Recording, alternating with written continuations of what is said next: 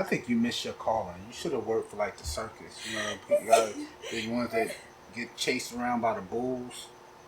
You know, with the clown mask. That's a rodeo, fool. Yeah, that shit. Ain't no circus. You're goofy. I'm goofy. The fuck?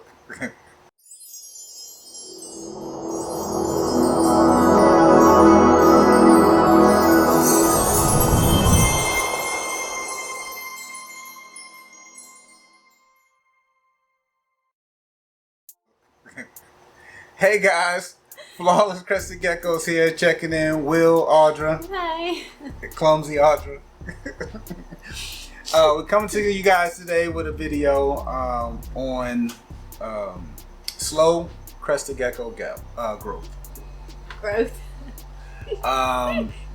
We get a lot of questions and a lot of inboxes across, especially on Instagram, asking for assistance and helping them with their geckos. And we have no problem helping you out, no matter if you purchase a gecko from us or from someone else. As you guys probably already know, we're very helpful to anyone that asks for some type of assistance. We feel that needs to be a staple in the hobby, and if we can set an example from where we are, we will hopefully, you can pass that on and you can help someone else either get started or get further educated. To start off, there's no concrete rule of thumb to go by. We're only speaking from our experience, so that's a disclaimer. We're not saying that we're the be all, how you say it? Be all end all. Be all end all. We're just saying Crested Gecko fatness. Yes. We're just saying that this is how we do it. We got videos. Go ahead and subscribe to our channel. Go back, binge watch some FCG videos. We really appreciate you guys. Comment down below if you think we're doing a great job, if you think we can improve. We're trying to improve on the lighting. We got a couple comments on lighting. We're trying to do everything we can do to improve upon what we have to show you guys, yes, as well as offering assistance. So with what we're talking about today, we've got 3 good examples that we're going to actually show and compare. Listening.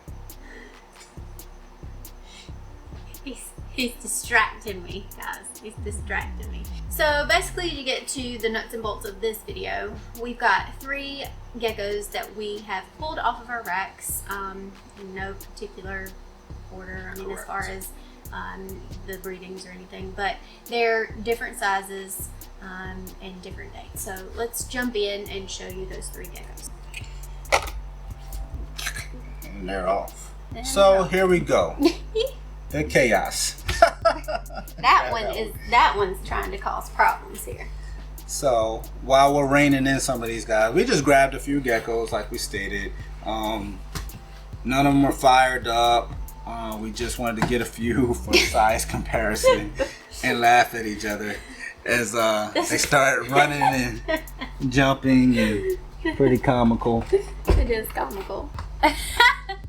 And they jump on my head. Yes. So, all right. So let's get it right. All right. So first off, this bugger here. This girl is. She's a year old, right at a year old. Her birthday was 6/1/21 of last year, and she is sitting at 31 grams. So she's got a couple more months, several more months, maybe like 3 or 4, and she would probably be looking at that size. Now, usually we don't start breeding until they're about 2 years. Yep.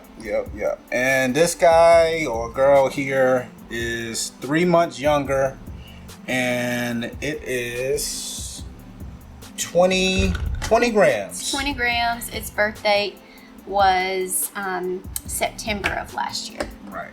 So you got 20 grams and you got 30 grams. And a difference of what, 3 months? 3 months. And then you have this little one who's crazy.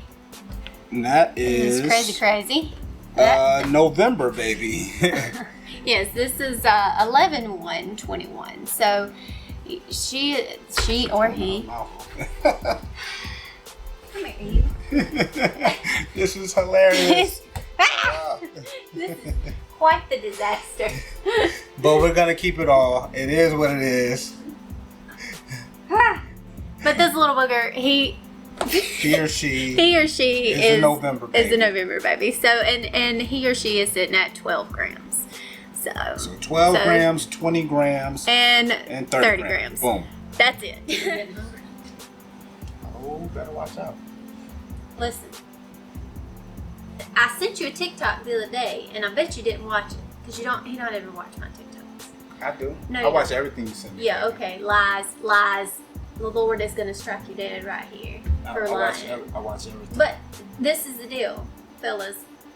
If your wife or your girlfriend is mad at you, there are one of three reasons. She wants an apology. That rarely happens. She's hungry. But, Yeah.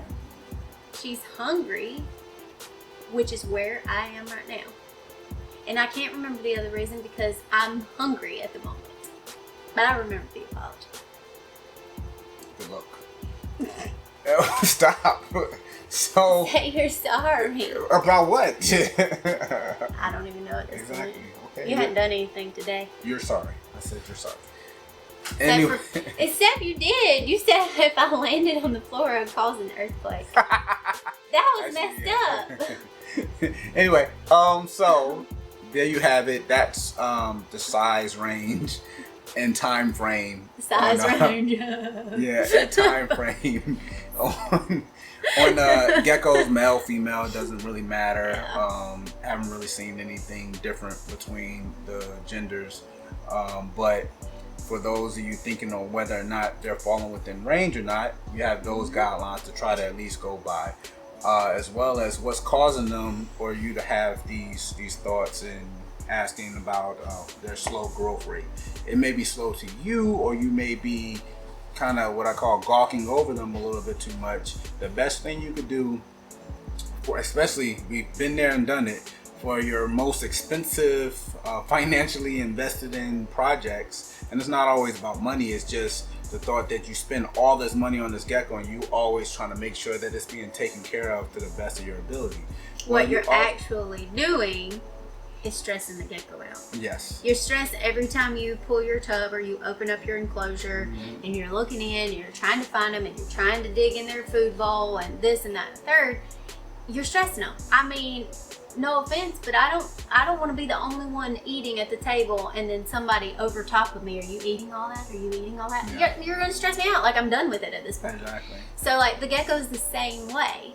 He or she is not going to sit there unless they're just a ravenous eater. Like Vixen, we have a female that, honey, she doesn't care who's around. She's licking the entire bowl, like right there, looking like a puppy up in there. Absolutely. But the majority of the ones that we see that are having issues with gaining weight it's because you're over them too much. Right. You're like a helicopter hovercraft parent. Let them get adjusted. Yeah. Let them get into a routine.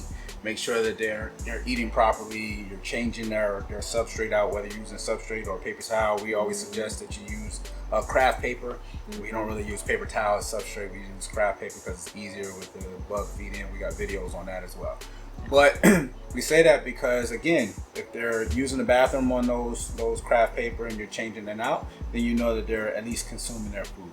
So after about 2-3 weeks, you check them on the scale, you weigh them, you keep handling to a minimum when you're thinking that it's causing some type of, or they're having some type of weight issue. Do they have drinking water?